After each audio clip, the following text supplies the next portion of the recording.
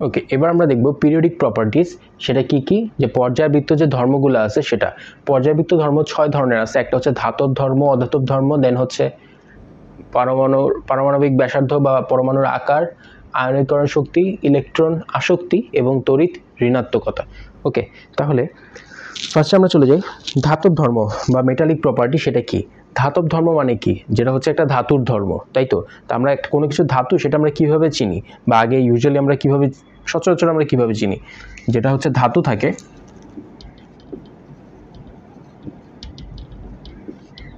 ধাতু সবসময়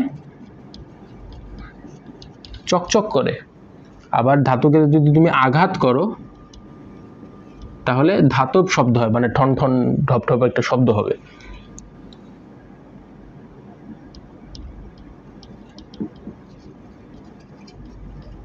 ধাতব শব্দ হয় আঘাত করলে। ওকে, আর এটা কি? ধাতু হচ্ছে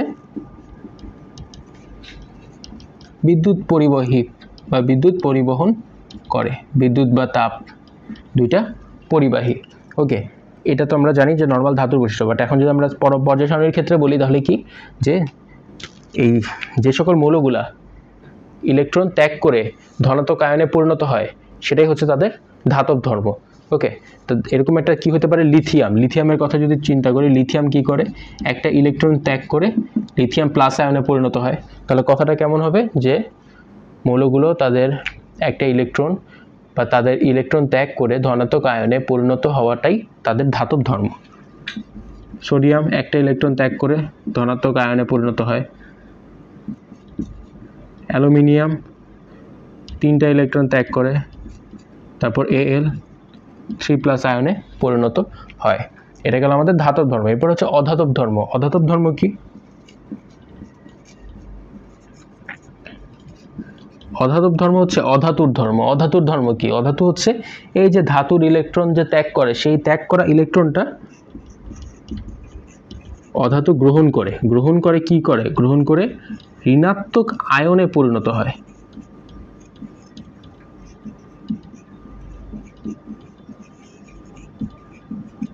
ইলেকট্রন গ্রহণ করে এবং ঋণাত্মক আয়নে পরিণত হয়। এরকম কি আছে? আমরা অক্সিজেনের দিকে দেখতে পারি যে অক্সিজেন কি করে? অক্সিজেন হচ্ছে 2টা ইলেকট্রন গ্রহণ করে তারপর O2 মাইনাসে পরিণত হয়, তাই না? ক্লোরিন কি করে? ক্লোরিন একটা ইলেকট্রন গ্রহণ করে Cl মাইনাসে পরিণত হয়।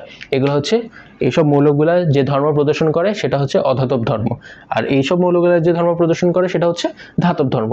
এইটুকুই। পুরোটা আবার মুছতে হবে।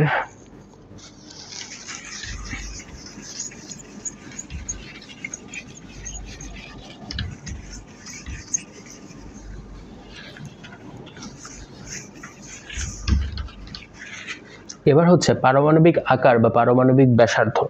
এখন একটা জিনিস দেখো,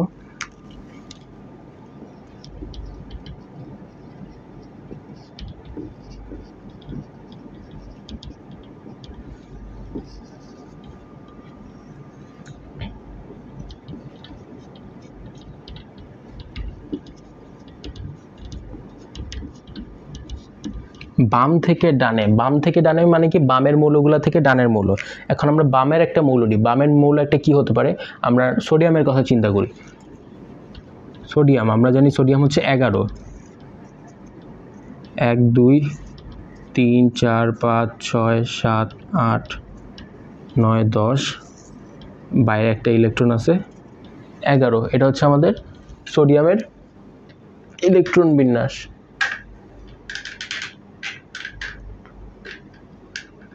ওকে, এটা হচ্ছে সোডিয়ামের ইলেকট্রন বিন্যাস। এবার সোডিয়ামের পাশে কি আছে? আমরা জানি সোডিয়ামের পাশে একটা আছে অ্যালুমিনিয়াম আছে 13।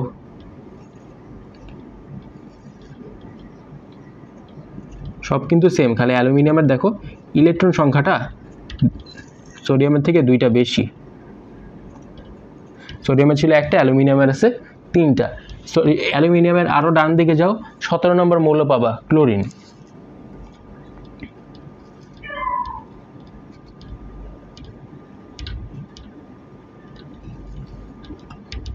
ক্লোরিনে দেখবা লাস্টে হচ্ছে 7টা ইলেকট্রন। তাহলে দেখো কক্ষপথ কি বাড়তেছে? বাম থেকে ডানে গেলে কক্ষপথ বাড়তেছে না, কক্ষপথ এখানেও তিনটা, এখানেও তিনটা, এখানেও তিনটা, কিন্তু কক্ষপথ সেম আছে, বাট ইলেকট্রন বাড়তেছে। ইলেকট্রন যদি বৃদ্ধি পায়, ইলেকট্রন এখানে বাড়া মানে কি, এখানে তো কেন্দ্রে একটা আকর্ষণ কাজ করতেছে, তো ইলেকট্রন যত বেশি হবে সেখানে ইলেকট্রনকে আকর্ষণটাও তত বেশি করবে। এখানে প্রথম দিকে দেখো এই দূরে যে ইলেকট্রনটা আছে তাকে কিন্তু কেন্দ্রে আকর্ষণ কম করবে। তারপরে অ্যালুমিনিয়ামের ক্ষেত্রে দেখো তিনটা ইলেকট্রন আছে, কেন্দ্রে আকর্ষণ আগেরটার তুলনায় একটু বেশি করবে। আর ক্লোরিনের ক্ষেত্রে দেখো 7টা ইলেকট্রন আছে, অনেক বেশি ইলেকট্রন, তাহলে কেন্দ্রে আকর্ষণটা আরও বেশি হবে। আকর্ষণ বেশি হলে সেটা আরও কাছাকাছি এরকম কনজাস্টেড হয়ে যাবে। তাহলে তুমি যদি দেখো এটা আকর্ষণ কম করবে, এটা আকর্ষণ তার থেকে বেশি করবে, এটা আর একটু বেশি করবে, তাহলে এখানে ব্যাসার্ধ সবচেয়ে কম কার? সবচেয়ে কম হচ্ছে ক্লোরিনের, কারণ ইলেকট্রন বেশি, সেটা ভিতরের দিকে এরকম আকর্ষণ করবে, তাহলে সেটা ছোট হয়ে যাবে সাইজটা। ওকে, আর বাকিগুলোর সাইজ তুলনামূলক একটু বড় থাকবে, কারণ আকর্ষণ ক্লোরিনের তুলনায় কম থাকবে। তাহলে আমি যদি এখানে বলি আকারটা খুব বেশি কার? আকার বেশি হচ্ছে সোডিয়ামের, তারপরে অ্যালুমিনিয়াম, তারপরে হচ্ছে ক্লোরিন। ওকে, তাহলে আকার যার বেশি ব্যাসার্ধ তার বেশি, সোজা কথা। তাইলে আমি কি বলতে পারবো যে ভাই বাম থেকে ডানে, বাম থেকে যত ডানে যাব তত আকার বা ব্যাসার্ধ কমবে। বাম থেকে ডানে যাব মানে আকার বা ব্যাসার্ধ কমতে থাকবে। এটা গেল একটা পার্ট। আবার উপর থেকে নিচে, মানে একই গ্রুপের কথা চিন্তা করো। ফ্লোরিন, ফ্লোরিন ফ্লোরিন কি আমরা জানি, ফ্লোরিন হচ্ছে 9।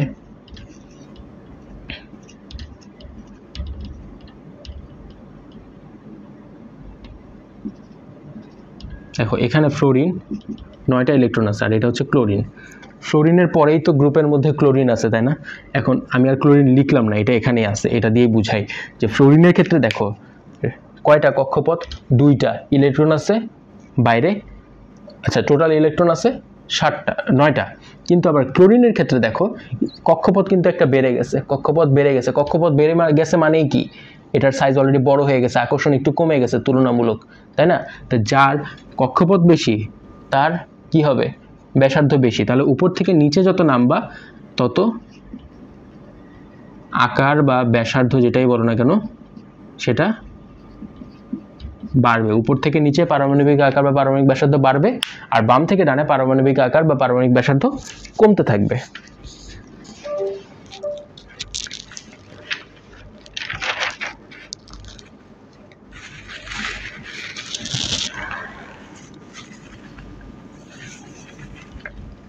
এবার আমাদের 3 নম্বর যে পয়েন্টটা সেটা হচ্ছে আয়নীকরণ শক্তি।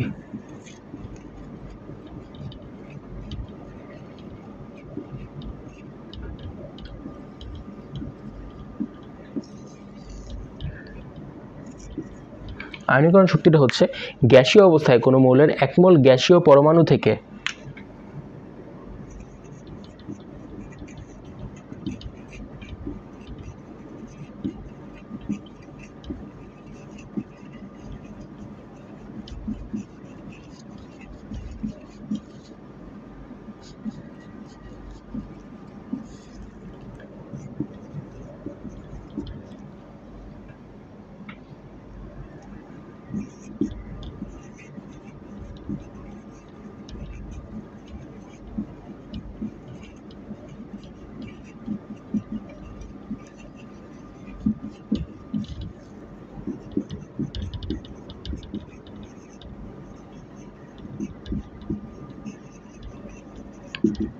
কি লিখলাম যে গ্যাসীয় অবস্থায় 1 মোল গ্যাসীয় পরমাণু হতে একটা ইলেকট্রন, 1 মোল ইলেকট্রন, এখানে 1 মোল হবে, 1 মোল ইলেকট্রন অপসারণ করে ধনাত্মক আয়নে পরিণত করতে যে শক্তিটা লাগে সেটাই হচ্ছে আয়নীকরণ শক্তি।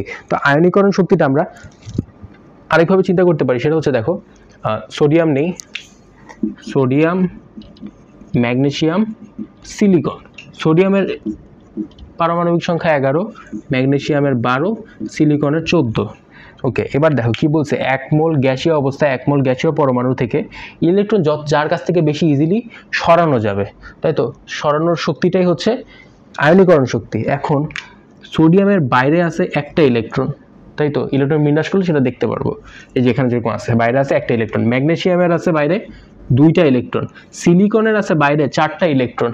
এখন ইলেকট্রন অপসারণ করতে একটা ইলেকট্রন খুব ইজিলি সরায় দেওয়া যাবে, দুইটা ইলেকট্রন সরায় দেওয়া যাবে, চারটা ইলেকট্রন যদি আমি সরাইতে যাই তাহলে আরো বেশি শক্তির লাগবে।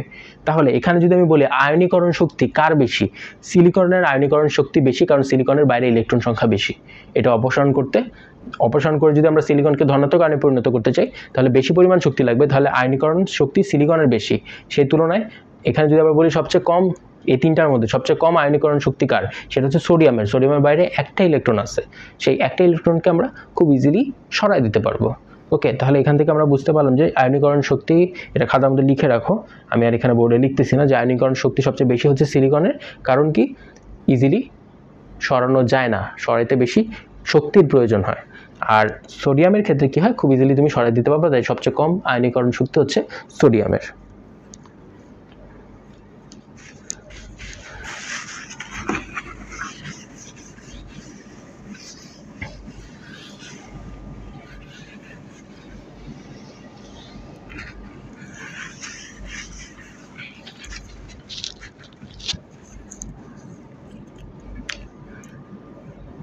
এবার আমরা দেখব ইলেকট্রন আসক্তি।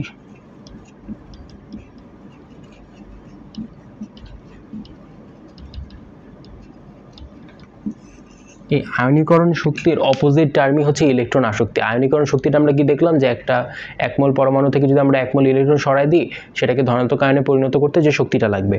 সেমভাবে ইলেকট্রন আসক্তি জিনিসটা কি, যে আমরা যদি বাইরে থেকে একমোল ইলেকট্রন ভিতরে প্রবেশ করাই কোনো একটা মোলে, যেমন কি হয়, ক্লোরিন কি করে, ক্লোরিন কিন্তু একটা ইলেকট্রন এখানে গ্রহণ করবে ইলেকট্রন, তাই না? তো ইলেকট্রন গ্রহণ করা মানে তো আমি ভিতরে এটা প্রবেশ করাই দিচ্ছি একটা ইলেকট্রন। এই ইলেকট্রন প্রবেশ করানোর জন্য এখানে প্রবেশ করায় যদি আমি আয়নে পরিণত করি, ঋণাত্মক আয়নে পরিণত করি, তাহলে যে শক্তিটা নির্গত হয় সেটাকে বলবো হচ্ছে আমরা ইলেকট্রন আসক্তি। সেটা কি, আবার একটু লিখি, যে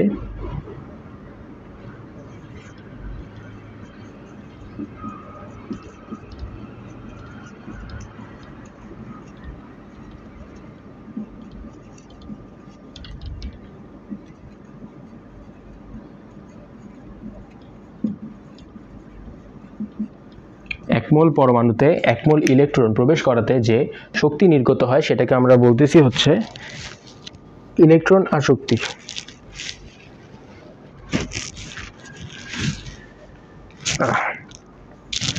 এখন ইলেকট্রন আসক্তির ক্ষেত্রে আমাদের কাছে আছে হচ্ছে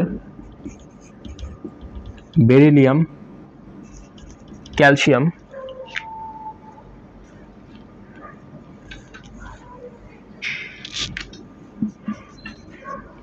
ম্যাগনেসিয়াম।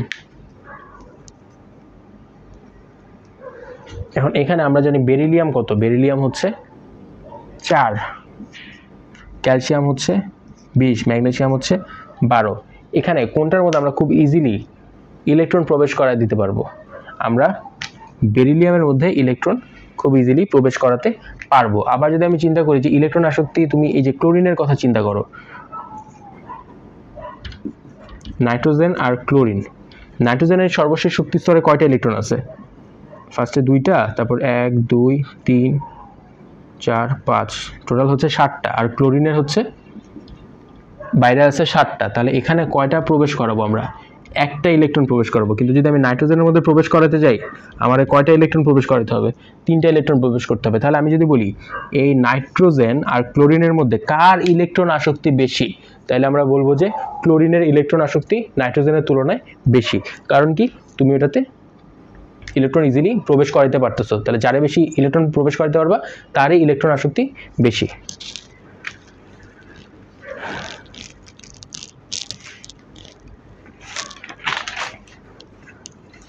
এরপর আমাদের যে টার্মটা আছে সেটা কি, তড়িৎ ঋণাত্মকতা। তড়িৎ ঋণাত্মকতাটা কি, সেটা হচ্ছে সমযোজী যৌগে, যেমন একটা সমযোজী আমরা যৌগ ধরতে পারি যে CH4।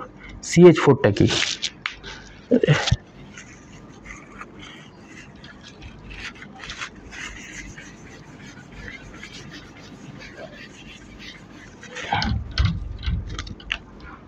CH4 মানে একটা কার্বনের সাথে 4টা হাইড্রোজেন কানেক্টেড আছে, তাই না? আমরা জানি কার্বনে যদি আমরা ইলেকট্রন বিন্যাস করি 1 2 আর বাইরে আছে এরকম 4টা, তাই তো? এটা হচ্ছে কার্বন। এই কার্বনের এই 4 মাথায় 4টা হাইড্রোজেন যুক্ত আছে, এই যে ইলেকট্রন শেয়ার করে যে বন্ধনটা গঠন হয় সেটাকে আমরা কি বলি? সমযোজী বন্ধন। তো সমযোজী বন্ধনে দেখা যায় কি, ওরা যে ইলেকট্রনটা শেয়ার করতেছে, এখানে কার্বন এই দুইটা শেয়ার করা ইলেকট্রনটাকে কার্বনের দিকে টানে, ওকে, আকর্ষণ করে।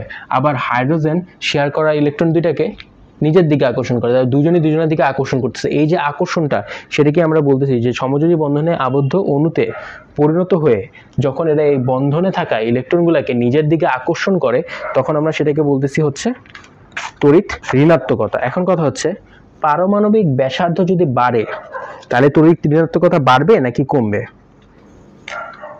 দেখো, পারমাণবিক ব্যাসার্ধ যদি বেড়ে যায় সবার, তাহলে কিন্তু কেন্দ্রে আকর্ষণ যে করতেছে সেটা কিন্তু আস্তে আস্তে কমে যাবে। স্বাভাবিক যে কাছাকাছি থাকলে যে আকর্ষণটা করতে পারবে, দূরে থাকলে তো আর ওই আকর্ষণটা করতে পারবে না। তাহলে আমরা এখানে কি লিখতে পারি?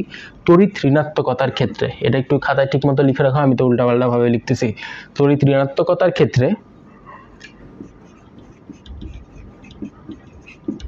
ব্যাসার্ধ যদি বাড়ে তাহলে তড়িৎ ঋণাত্মকতা কমবে, ওকে, আমি অ্যারো দিয়ে বুঝাইলাম। আবার ব্যাসার্ধ যদি কমে তাহলে তড়িৎ ঋণাত্মকতা কি হবে? বাড়বে। সেমভাবে আমরা ইলেকট্রন আসক্তি বা আয়নীকরণ শক্তি সেটাকেও মডিফাই করতে পারবো ইলেকট্রন ব্যাসার্ধ অনুযায়ী। তাছাড়া তুমি যদি আমরা ডিরেক্ট বলতে পারো তাহলে ডিরেক্ট ইলেকট্রন বিন্যাস করে দেখায় দিবা। ওকে, এটা গেল হচ্ছে আমাদের পিরিয়ডিক প্রপার্টিজ বা পর্যায়বৃত্ত ধর্মগুলা।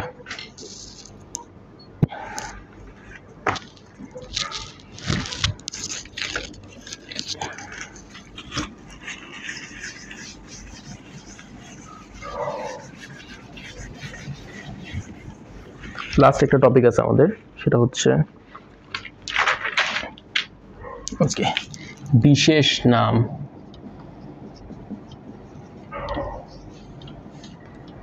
বিশেষ নাম হচ্ছে ক্ষার ধাতু। ক্ষার ধাতু বলা হয় গ্রুপ 1 এর মৌলগুলা। গ্রুপ 1 এ কি আছে দেখো, লিথিয়াম আছে, সোডিয়াম আছে, পটাশিয়াম আছে, তাই না?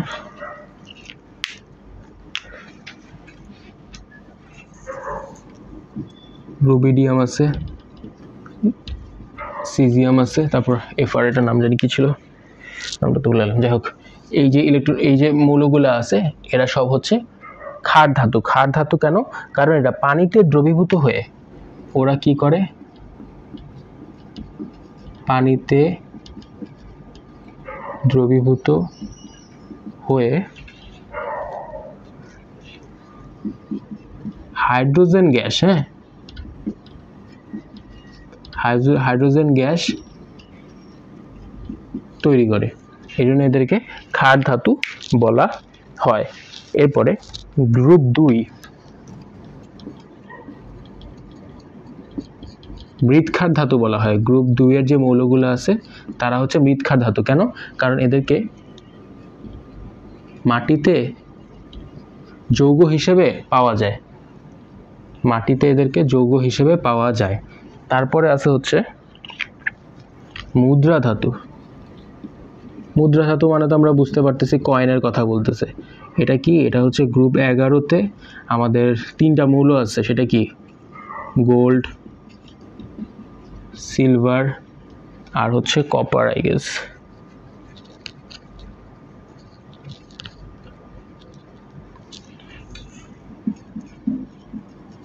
এই 3টা মৌল দিয়ে কি করা হয়?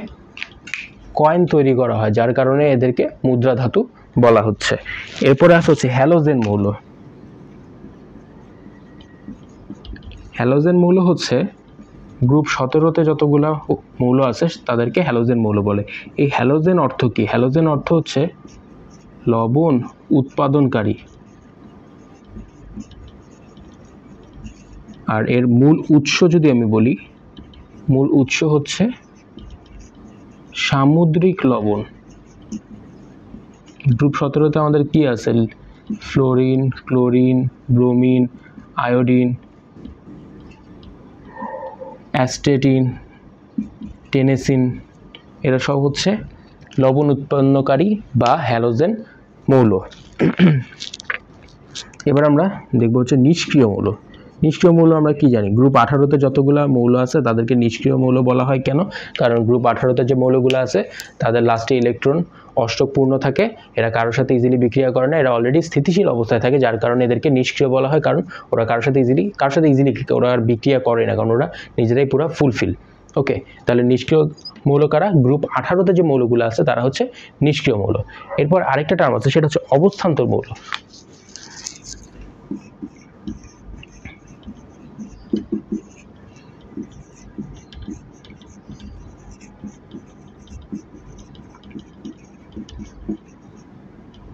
অবস্থান্তর মৌল হচ্ছে গ্রুপ 3 থেকে 12 পর্যন্ত যে মৌলগুলো আছে এগুলোকে অবস্থান্তর মৌল বলে। অবস্থান্তর মৌলগুলোর বৈশিষ্ট্য কি? একটা খুবই গুরুত্বপূর্ণ বৈশিষ্ট্য হচ্ছে এরা রঙিন যৌগ গঠন করে। কি করে? রঙিন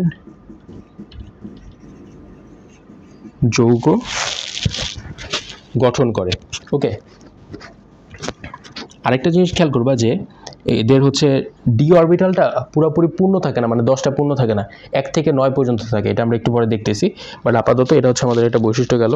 আর হচ্ছে এরা প্রভাবক হিসেবে কাজ করে, কোনো একটা বিক্রিয়ায় প্রভাবক হিসেবে কাজ করে, এটা আমাদের মনে রাখতে হবে। এখন আমরা একটা অবস্থান্তর মৌল দেখি। হ্যাঁ, অবস্থান্তর মৌল কি হতে পারে? নিকেল একটা অবস্থান্তর মৌল হতে পারে। নিকেল কত? নিকেল হচ্ছে 28। আমরা এটার ইলেকট্রন বিন্যাস করি 1s2 2s2 2p6 3s2 3p6 4s2 3d10 2 2 4 4 6 10 12 12 6 18 19 20 আর 8 28। এই যে দেখো এখানে ফুলফিল থাকে না, 1 থেকে 9 মানে 8 আছে, তার মানে এটা একটা অবস্থান্তর মৌল। এরকম তুমি অন্য যে কোনো মৌল নাও গ্রুপ 3 থেকে গ্রুপ 12 মধ্যে, এরা সবই হচ্ছে কি? অবস্থান্তর মৌল। অবস্থান্তর মৌলের বৈশিষ্ট্য কি ছিল? গ্রুপ 3 থেকে 12 রঙিন যৌগ গঠন করে, প্রভাবক হিসেবে বিক্রিয়াতে কাজ করে। ওকে, এতটুকুই ছিল আপাতত। তাহলে আমাদের এই চ্যাপ্টারটা পুরোপুরি শেষ। এই চ্যাপ্টারটা ভালো মতো পারার জন্য আমাদেরকে মাস্ট সবগুলা মৌলের অ্যাটলিস্ট 1 থেকে 30 পর্যন্ত, জিঙ্ক পর্যন্ত আমাদের ইলেকট্রন বিন্যাসটা ভালো মতো জানা থাকতে হবে। ইলেকট্রন বিন্যাস যদি জানো আর যদি এই বৈশিষ্ট্যগুলো জানো, এগুলো থেকে most of the time question চলে আসে। তো এইটুকু যদি ভালো মতো জানো তাহলে ওভারঅল একটা সিকিউ তুমি প্রপারলি অ্যান্সার করতে পারবা। ওকে, থ্যাংক ইউ।